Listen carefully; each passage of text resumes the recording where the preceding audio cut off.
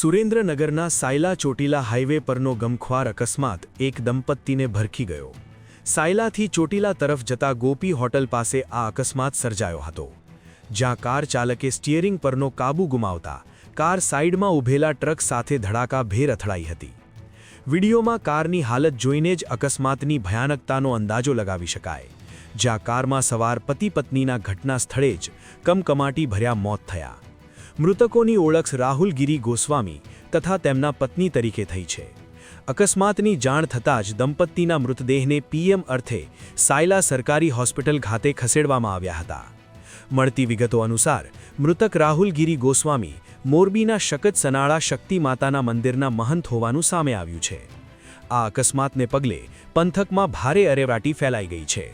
હાલ સાયલા પોલીસે આ સમગ્ર મામલે આગળની તપાસ હાથ ધરી છે।